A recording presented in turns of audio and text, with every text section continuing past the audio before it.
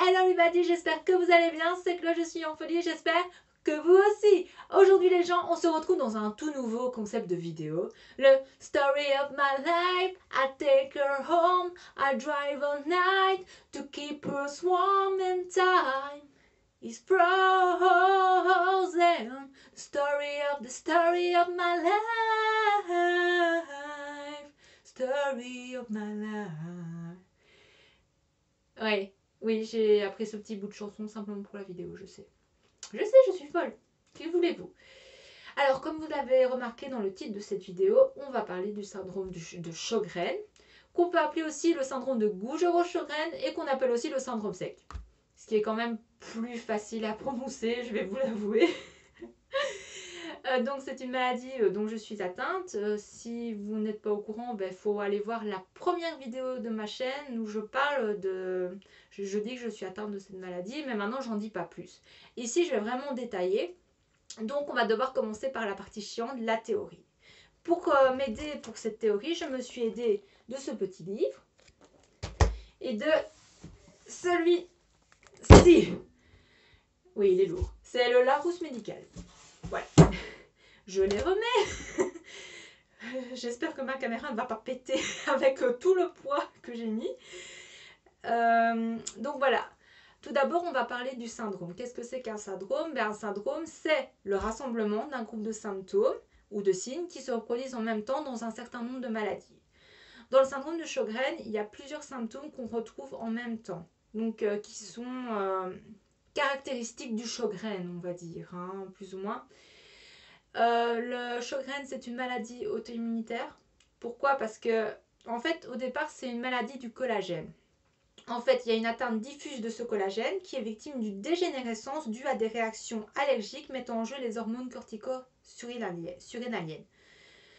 Ces hormones cortico-surrénaliennes se trouvent sur les reins, surrénaliennes, voilà, et produisent du cortisol. Le cortisol qui est une hormone stéroïde, qui est en fait l'hormone de stress. Est-ce qu'il n'y aurait pas un facteur de risque de stress pour cette maladie? Je ne sais pas. Je ne sais pas si ça a un lien ou pas. Ça, c'est un peu compliqué parce que le Sjögren, c'est vraiment de cause inconnue. Donc, on ne sait pas du tout d'où ça vient. Donc, on ne peut pas le dire, en fait, vraiment. Le collagène, c'est super important. Pourquoi? Parce que ça apporte hydratation, élasticité et force au corps, au tissu du corps, bien évidemment. Donc, voilà. Alors après, d'où vient ce nom à coucher dehors? Quand même, Gujerot-Sjögren. Fallait l'inventer celui-là. Eh bien oui, c'est deux médecins, un français, un dermatologue français, Gujerot, et un ophtalmologue suédois, Sjögren, qui ont inventé le nom de cette maladie, qui ont fait des découvertes, mais bon, je ne vais pas rentrer dans les détails, voilà. Il faut savoir que cette maladie, en France, elle touche 120 000 personnes. Pourquoi en France? Parce que le petit livre là, c'est un livre français, donc évidemment on ne parle qu'en France, on ne sait pas en Belgique, dont les 3/4 sont des femmes, comme moi. Et les 3/4 de ces femmes ont plus de 40 ans. Pas comme moi. Pas comme moi. Cela ne vous dit toujours pas ce que ça veut dire, ce syndrome au nom bizarre. Qu'est-ce que c'est? Eh bien, j'ai la définition ici. C'est une affection inflammatoire systémique, donc systémique qui touche tous les systèmes corporels, comme par exemple le système rénal. Chronique, ce qui veut dire que les symptômes vont revenir de cause inconnue, caractérisée par une sécheresse de la bouche, des yeux et des muqueuses, souvent associées à des troubles rhumatologiques, avec des manifestations auto-immunitaires. En bref, ça enflamme le corps, les tissus du corps, ça revient parce que c'est chronique. C'est chronique. Les symptômes principaux sont une sécheresse de la bouche, des muqueuses et des yeux. Et on peut avoir aussi des troubles rhumatologiques. Ouh! Et ben, donc, ça donne soif, hein? Alors, voilà, maintenant on va passer aux symptômes, mais plus précisément à mes symptômes à moi. Même si je vais être honnête avec vous, pour les exemples, je vais un petit peu me baser sur ce que j'ai vu sur le groupe Facebook. Donc, syndrome de Gujerot-Sjögren. Ils n'acceptent que les patients qui sont malades. Hein.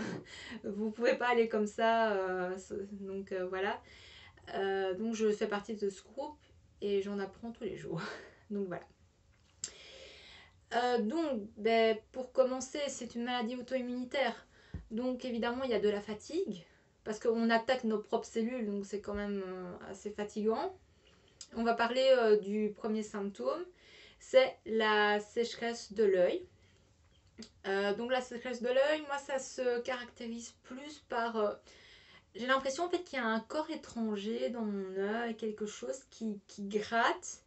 Ou alors j'ai mes yeux hyper fatigués qui ont envie de se fermer et tout. Et tout. Voilà. Donc je mets des gouttes, bien évidemment. Je pense que c'est vraiment primordial.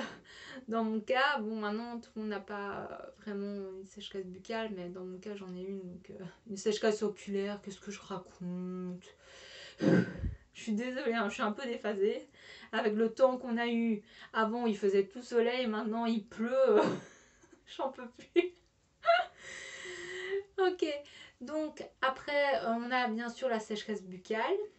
La sécheresse buccale, en fait, c'est un petit peu. Moi, j'ai pas trop. C'est vrai que parfois, j'ai fort soif.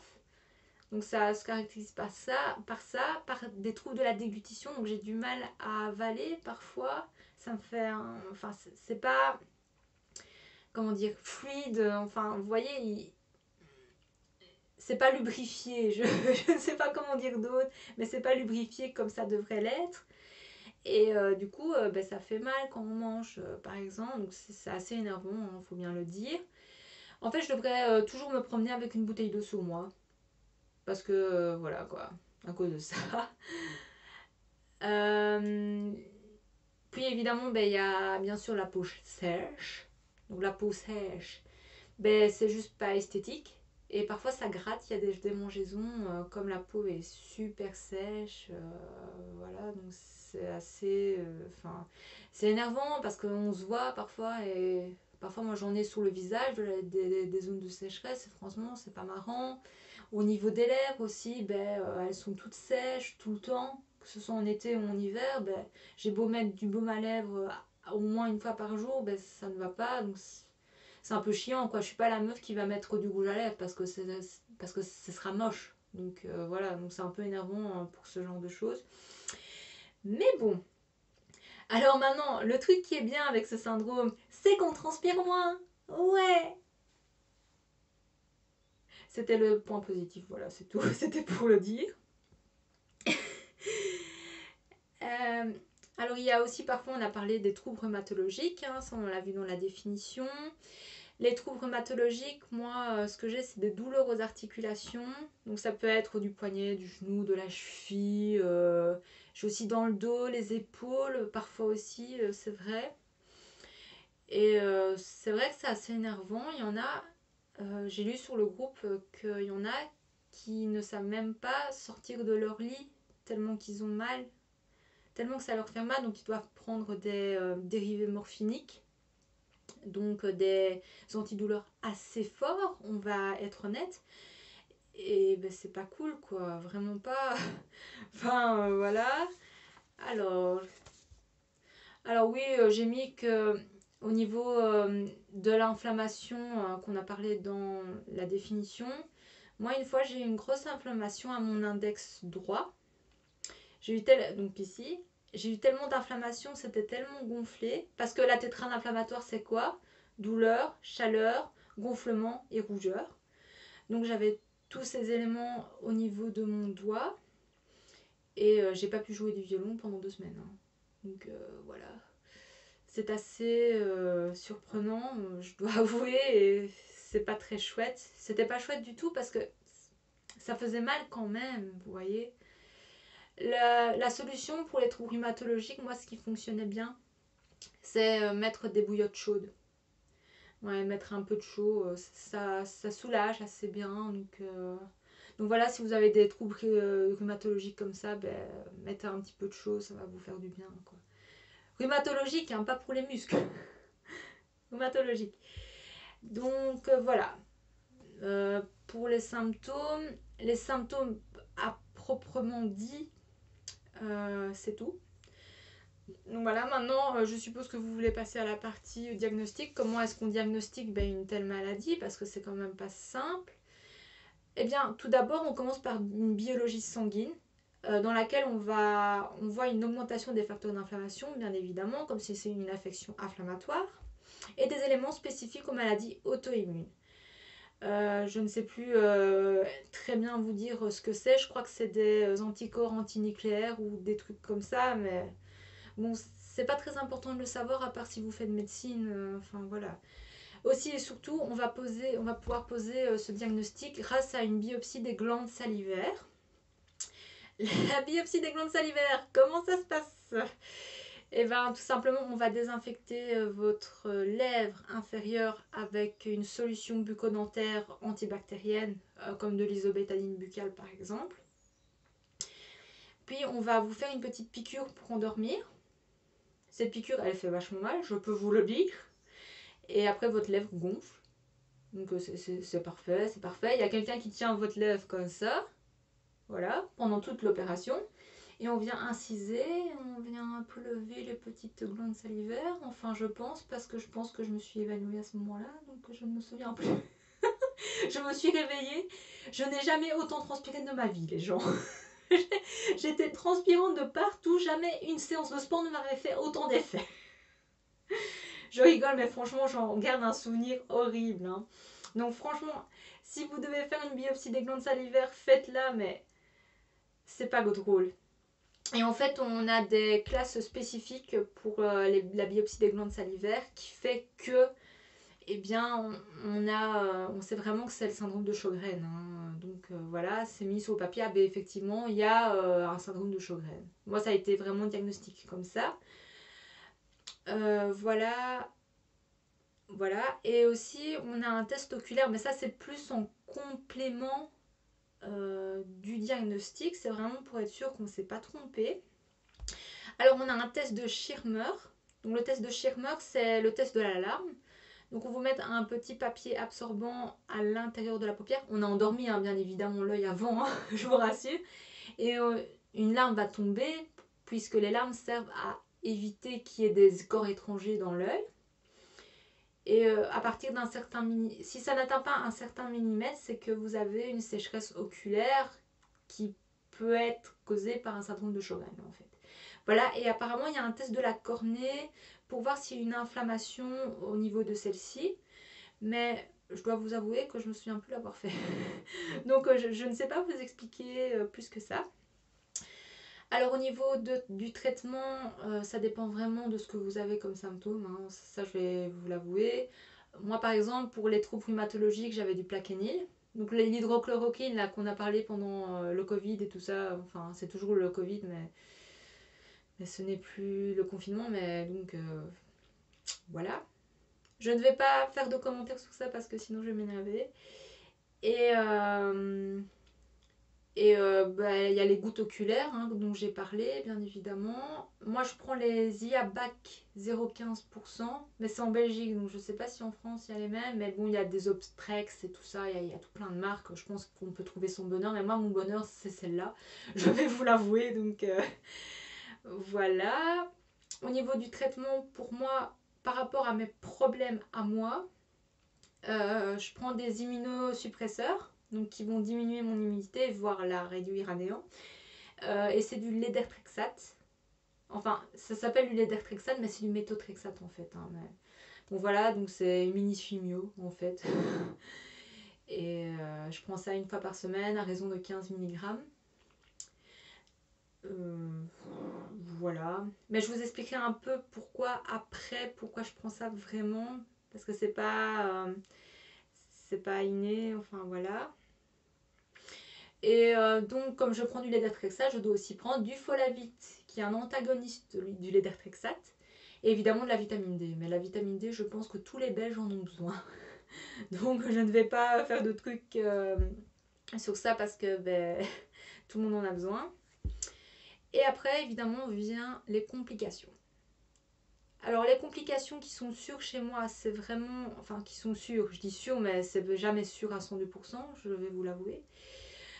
C'est une vasculite. Donc une vasculite, c'est quoi? C'est une inflammation des vaisseaux sanguins qui vont réduire la lumière du vaisseau sanguin. Donc vous voyez, la lumière, c'est le trou qu'il y a dans le vaisseau sanguin. Donc vous voyez, il y a un trou là, vous le voyez. Et le trou, en fait, il se réduit. Donc le sang a du mal à passer. Et au niveau des membres inférieurs, ben, c'est beaucoup plus compliqué du coup pour le sang de passer. Comme il y a de moins en moins d'ouverture de la lumière, du coup il y a un manque d'oxygène au niveau de la peau, ce qui crée des plaies. Donc en gros, j'ai des plaies aux pieds de type ulcère, voilà, c'est dit. Voilà, pour le traitement de ces plaies, pour l'instant, comme j'ai eu un staphylocoque doré en août, je mets du Bactroban, du tulle de Gélonène, donc c'est un tulle gras qu'on met sous la plaie. C'est vraiment pour éviter que la crème aille dans la compresse plutôt que dans la plaie. C'est vraiment pour que la crème reste dans la plaie. Et puis des compresses, bandages, etc. Parce que je fais une allergie au sparadrap. Après autant de temps à avoir des pansements, je peux vous dire que je fais une méga allergie au sparadrap.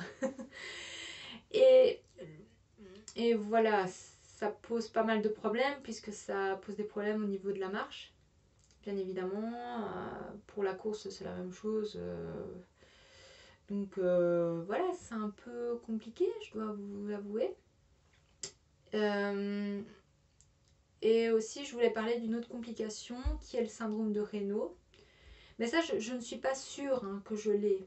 Ça, je ne suis pas sûre, mais en fait, c'est le fait que vos extrémités deviennent bleues ou blanches. Moi, ça m'arrive assez souvent. Là, ça va, mais ça m'arrive souvent d'avoir les doigts bleus, voire blancs. Quand il fait froid, quand il fait chaud, il n'y a pas de problème. Mais c'est vraiment quand il fait froid, donc c'est un peu énervant parce que à cause de ça, j'ai pas pu jouer du violon pendant plusieurs temps aussi. Et voilà, je vais être honnête avec vous, à cause de cette complication donc de plaies au niveau de mes pieds, j'ai arrêté mes études. Donc voilà, après avoir fait 3 ans d'infi et 2 ans de régenta en sciences, j'arrête les études. Pas pour toujours, je l'espère. J'espère vraiment faire d'autres études. De toute façon, je me lance dans une formation bientôt. Et donc c'est un peu énervant. On pourrait croire que c'est triste. Voilà, parce que j'avais du potentiel, ou enfin ce que vous croyez, enfin je sais pas trop. Mais en fait, non. C'est plutôt un renouveau. C'est vraiment une prise de conscience que j'ai eue pendant le confinement. C'est le fait que mes pieds, enfin les plaies ne vont jamais se rétablir à mes plaies. À mes pieds, c'est dur à dire. Donc voilà, j'ai été diagnostiquée il y a 2 ans, en juin 2018. Et ici, voilà, je me rends compte que effectivement, comme c'est chronique, je l'ai bien dit dans la définition, mais bon, c'était un peu dur pour moi de prendre conscience de ça. Je pense que pour tout le monde, c'est assez compliqué de prendre conscience de se dire, ouais, jamais ça va se rétablir. C'est quand même fort d'entendre ça. Et du coup, je m'en suis rendu compte pendant le confinement et donc j'ai décidé d'arrêter mes études parce que ça ne servait à rien. Être prof, c'est être debout, c'est être dynamique, c'est travailler encore à la maison, c'est en fait ne jamais avoir de repos, vraiment ne jamais couper avec le travail. Et ça, je pense que ce serait fatigant. Déjà, moi, au cours, j'étais hyper fatiguée. Ça, je peux vous dire, depuis que j'ai plus cours, j'ai beaucoup plus d'énergie. Ça n'a peut-être rien à voir, mais bon, voilà. Et donc, voilà, donc je me suis inscrite au forum comme demandeuse d'emploi. Donc je suis en recherche d'un emploi si vous avez quelque chose. Non, je plaisante. Je plaisante. Voilà, maintenant je vais faire une conclusion très courte. En conclusion, c'est une maladie qui est assez énervante, c'est vrai. Mais elle n'est pas mortelle. C'est les complications qui sont mortelles. Mais bon, pour l'instant, je n'en ai pas, touchons du bois. J'étais vraiment ravie de faire cette vidéo. C'est une qui a commenté, qui a voulu que je fasse une vidéo sur ça. Donc moi j'aime faire plaisir aux gens, donc je l'ai faite. Mais j'ai beaucoup réfléchi à est-ce qu'il fallait la faire ou pas, hein. Ça, j'ai beaucoup réfléchi. Mais je me suis dit qu'il fallait se lancer, il fallait pas avoir peur et qu'il fallait pas que, enfin, qu'il fallait en parler parce que c'est une maladie qui est rare, on va dire, même si 120 000 personnes l'ont en France. Et les gens ne se rendent pas compte de toutes les maladies qui existent. Et les maladies auto-immunes, je pense que c'est les pires parce que elles seront toujours là. On ne sait pas les soigner en fait. C'est ça le problème. Enfin, pas vraiment, on s'est soigné un petit peu, mais bon, voilà. Et j'espère que pour toutes ces communautés de gens qui ont, comme moi, le syndrome de Sjögren, qui se sentent moins seuls déjà par rapport à ça. Et j'espère vraiment que vous, maintenant, vous allez prendre conscience que effectivement tout le monde a des problèmes, mais que voilà, enfin, qu'il y a des maladies qu'on n'entend pas parler souvent, mais qui sont là. Et moi, j'aimerais bien personnellement que cette maladie soit vraiment reconnue comme une maladie invalidante.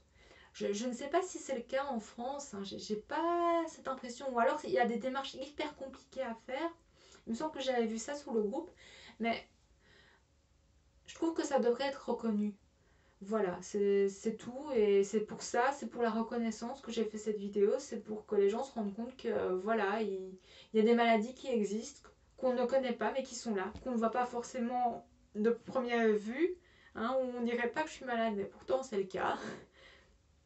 C'est le cas, mais maintenant il y a des gens qui le vivent très mal et voilà, c'est un peu pour tous ces gens que je fais cette vidéo pour leur apporter un peu de réconfort, j'espère, et qui voient qu'ils sont pas les seuls, quoi, voilà.